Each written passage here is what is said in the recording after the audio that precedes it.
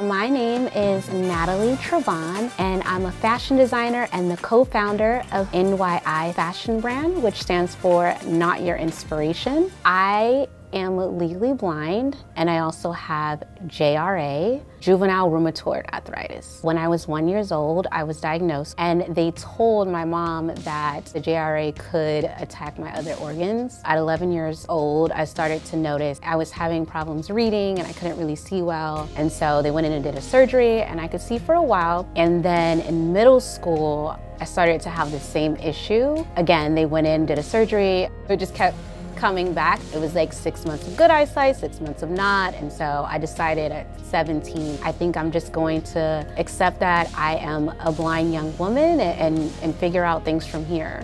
One thing that I noticed that really helped me meet new people is fashion, but I didn't think that could be a job for me. I didn't see anybody with a disability, let alone somebody who was blind, designing clothes or working in the fashion industry. I was getting a lot of questions about how to dress as a blind person from just peers. And so I did a video called Fashions in the Dark. And during the pandemic, I started a podcast with my best friend trying to bridge the gap between fashion and disability. From that, people started to ask us well, how can I make my brand more accessible? And I started really talking about it on LinkedIn, and Ernest Spicer found me and he was like, I love your content. How can I partner with you to make something within fashion and the metaverse? I did not see a lot of disabled brides. And so I was like, oh, maybe we should make a wedding dress. Even though it was just an NFT, I wanted to make sure that people knew this was a Natalie Trevonne design. Texture was gonna be super important. So we played with a lot of lace and sheer material. I named the dress after my sister. And I was like, you can do anything that you wanna do. Don't let anybody ever tell you that as a young Black woman that you can't achieve your goals. It was not only disability representation, but it was me as a Black woman coming into a space that was a boys club and a white boys club at that. We got invited to Meta Fashion Week, and then Essence picked up the story,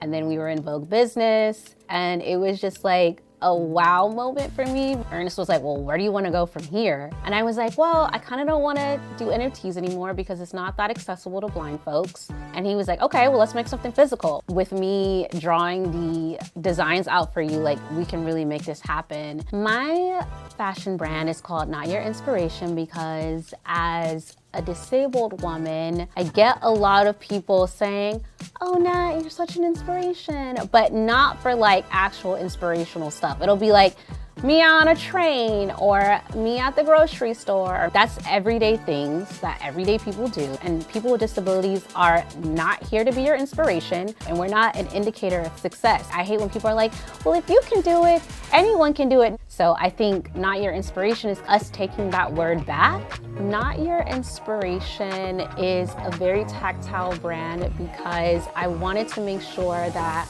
blind customers are at the forefront. So yes, our clothes are for everyone, but if you are blind or low vision, you could identify these clothes. We named our first collection Touched because we wanted to make sure that we put a huge emphasis on touch.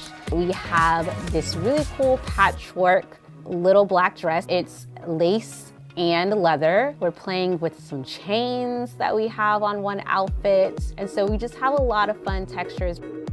I am part of the Not My Eyes All Blind Runway show. It was founded by plus-size blind model Anna Lee Smith, and she started the Not My Eyes Foundation because she did not see a lot of models that looked like her, and so she wanted to create more opportunities for blind models to be represented and to be able to strut their stuff on the runway just like anyone else. And she's created such a beautiful community to put on a really good show for everyone. I think the best way to be an ally to the disability community is to show up and to rally around us and not to speak for us, and allowing folks within the disability community to be the forefront. I love the hashtag nothing about us without us. There's 1 in 4 Americans with a disability, and so we're the largest minority group, but yet we're not often seen. When you walk out every day, you're gonna see somebody in a wheelchair. You're gonna see somebody with crutches. You're gonna see somebody using a cane or a dog. It's the world we live in, and that needs to be represented in media. I'm just really excited to see where NYI takes me. disability, and I'm hoping that I'm able to motivate and encourage other